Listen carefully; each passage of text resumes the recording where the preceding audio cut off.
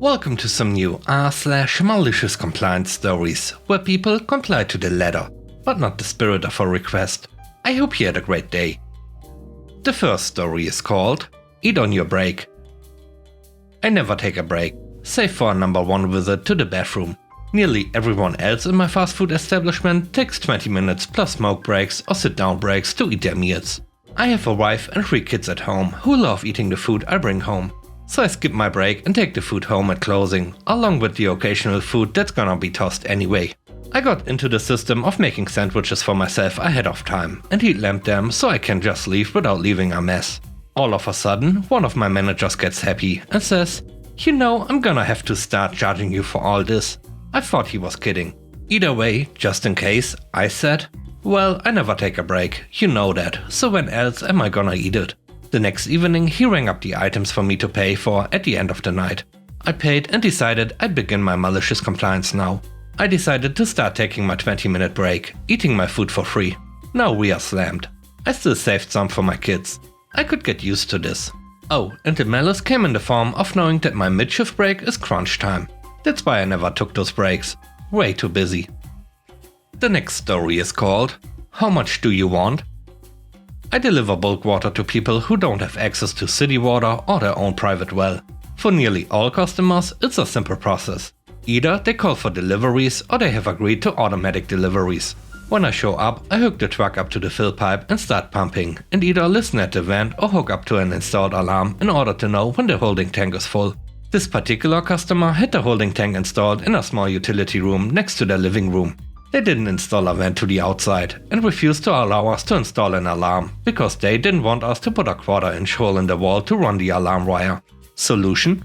They call when they need 2,000 gallons of water and we show up and pump exactly 2,000 gallons of water. This procedure worked without flaw for over a decade. Literally hundreds of deliveries with no issues. Cue owner deciding to sell. We are contacted by the new owners and set them up as a new account and head over for our first delivery and meeting. We especially go over the issue with us being totally unable to tell when the tank is full. We offered to install the alarm, again for free, but they declined. So we let them know when they call for water, they must be sure they have enough room in the tank for 2,000 gallons. Or to let us know how much water they have room for. We went over this several times and they laughed, saying they understood and would be calling when they were below the 2,000 gallon mark. 2 weeks go by and we receive a message on our answering machine from the new customer. No gallon amount is specified. This set off a warning bell though, because it was a household of 2 and it's only been 2 weeks since we filled them last. That's highly abnormal.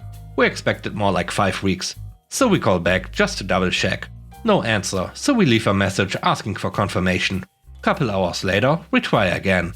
By the next day we had left 4 messages asking to confirm that they were ready for a full load. No reply. Well, they did call, so the boss sent me out. I knock on the door as a last attempt. Still no answer. So I hook up, start the pump and set the timer so I don't overpump while reading my book. 15 minutes later, I hop out to check the water meter. 1,700 gallons. I'll watch for the next couple minutes and shut it down. That's when I hear the front door burst open and the woman who bought the house and had called us yesterday is screaming to shut the water down. There's water everywhere. What the heck are we doing? This woman has been ignoring our calls and even ignored me at her door, and now she is screaming at me. Apparently she had called when the tank was half full instead of down below the mark showing where the 2,000 gallons is. She just disregarded all our messages and didn't feel like talking to me when I knocked. So now she has 700 plus gallons of water in her living room. Boss was called out so she could scream at him. Husband came home from work so he too could scream at us. For reasons, I guess. They made a lot of demands about how we were going to pay to fix it. Nope. Boss laid down how he saw the situation. You can keep the water free of charge. Just don't call us for water anymore. Y'all are too stupid to work with. Never heard from them again. The third story is called Sundays Off.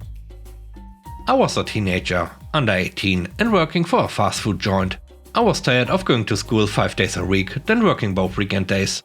It just felt like I never had a day off to do anything. So I went to my manager and asked him to stop working me on every Sunday, that I needed a break from time to time to relax. The manager said no problem, and then the next Sunday I had the day off. But then, every Sunday after that I was scheduled again. So I talked to the manager again. And he said that he needed me, and that as long as my availability showed I was available on Sunday, I needed to work Sundays. I went and filled out a new availability form, indicating that I was no longer able to work on Sundays at all, and I filed it with HR. I knew that all their scheduling was done on a computer, and once I changed my availability, they wouldn't be able to schedule me anymore. My manager immediately noticed and had a talk with me, asked me why I had done it. I told him, and he was just mad. Then he said, "Well, if you're going to do that, then I can't guarantee the 28 hours a week you've been getting. The max a person under 18 could get at the time." I said fine. So the next week the schedule came out. I was off Sunday, but only scheduled for like 3 other days, totaling 16 hours. Then the next week came out, and lo and behold, 28 hours. Just more days during the week, which I was fine with. Ended up working 28 hours a week every week after that, because we were always short-staffed. Once in a while, the manager would ask me if I could possibly work a Sunday to cover someone. And unless I had plans, I would. But other than that, I had every Sunday off while working there. The last story is called Ignored Emails. This is from back when I was in college. I was working a job on campus and my manager moved on to a different organization and was replaced by someone else. Now, our team of 10 students worked super well, very efficient and got everything as expected. The new manager comes in and decides that the team needs to change the way we work. So she makes massive changes and makes our life harder, but it's all part of the job and we deal with it. Also, I was the unofficial leader of the team and constantly advocated for my team. We were close and we knew what worked for each of us. And the rest of the team looked to me as a leader. So obviously the new manager hated me because I'd advocate against stupid policies that had no benefit but only made our life harder. Each of us had a weekly one-on-one meeting with her to discuss the stuff we got done, needed to get done, etc. As always, I went in with an agenda. I made sure she got all the updates I had. I also made sure she answered all my questions. And I made sure I answered all her questions. And then I ensured that I had a 5-minute space at the end for her to discuss anything she had to talk to me about. 2 weeks into the changes, she tells me I have not been updating her properly. Surprise, I asked her what updates I didn't give, and she listed out. I point to the agendas of our previous 2 meetings and show her that I did discuss it. She says that verbal updates aren't acceptable and I need to email them to her. I am confused, but I know how to pick my battles and agree to it.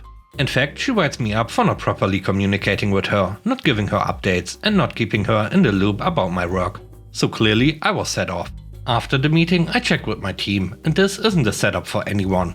Everyone gives her verbal updates and sometimes emails them, but there's no real rule for it to be an email every time.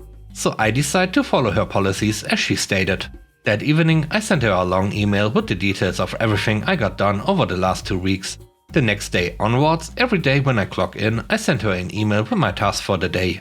As I complete tasks, I update her via email. And if I'm stuck on something, update her on that too. I CC her on all the emails I send and also send her an email at the end of the day with what I didn't get done. Now this doesn't take me long because I write most of these emails in my own tracker. So it's just a matter of copy and paste. However, when writing in my tracker, I do it on my own time, but since this is a work-related task, I must do it on the clock.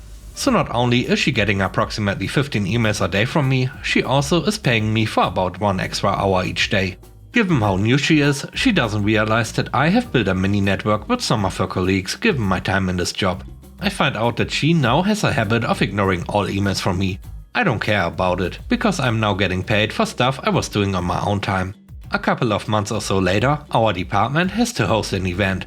The tasks are divided and all is good. The 2 tasks I have are to manage the food for all the guests and to provide parking tickets to the guests in advance. It's a large university and the parking office is a pain to work with. I get the parking done and then I focus on the food the week before the event because we only got final confirmations then. I realized that there are several guests who have various dietary restrictions. I also am suddenly told that a few of the guests are in wheelchairs. They told me that because they needed specific parking spots. But our venue is not accessible. Given the importance of this, I immediately emailed the manager. But knowing that she ignores my emails, I CC the parking team to ensure they have a consolidated list because the manager obviously won't send it. I also CC the person managing guests during the event so they know to ask my manager about the special meals when the guests arrive. We don't have any more one-on-ones before the event, so I try to figure out how to tell her to make sure the guests aren't affected. I tried to schedule a meeting with her, but given that she's ignoring my emails, she is also ignoring all my meeting requests. So I give up and decide to enjoy the fireworks during the event. The reason I need to talk to her is that I need the budget increase to accommodate these multiple dietary restrictions. Gluten-free meals plus nut-free meals all really add up, and we were at the max of my permitted budget already. Essentially, we had a meal budget of say $20 per person, but these special meals cost $25 per person. One thing that makes doing this difficult for me is that as much as I hate the manager, I do not have the ability to let that hate for her affect other people. So I spoke to facilities to get a ramp kept in the back room for the wheelchairs. And I found out that about 5 of the people coming had not picked meals, so we didn't have enough meals. I got the caterers to set it up so we could provide a reduced offering to those 5, while ensuring that the gluten and nut-free meals were available for those who had asked. On the day of the event, the guests in wheelchairs arrive and are stuck at the entry to the event that has 3 steps. Given that I am managing the food, no one thinks to blame me. My manager is frantically running around trying to find someone to throw under the bus because her boss is shooing her out. Then I hear the words gluten intolerant. 20 seconds later, my manager and her boss are in my face, ready to chew me out. But I was fully prepared for this. Didn't you know we have people who cannot eat either of the standard meals? Yes, I did. I emailed you about it, because we needed to increase the meal budget to accommodate that. Did you not speak to the caterers? I didn't get any such email. Her boss was giving her a look where she said that. I sent it to you. See? I showed him the email on my phone. My manager was in literal tears because this event is her boss's baby, and people have gotten in a lot of trouble over messing up this event. But you didn't send it to me, did you? The boss was very mad at this point. What do we do now? I said, let me figure something out.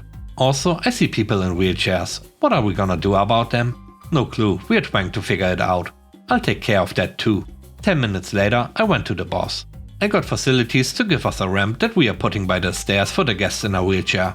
And I spoke to the caterers, and we'll have the gluten-free and nut-free meals ready. She thanked me. 2 days later, I had my one-on-one with my manager. Surprisingly, her boss was there too. Lo and behold, my manager got written up, and my write-up was removed. She stopped trying to mess with me, and the entire team now has laughs every time we mention a gluten allergy. And with that, we end today's video. Let me know what you think about the stories. On a scale of 1 to 10, how would you rate the stories and today's video? I hope you enjoyed the video.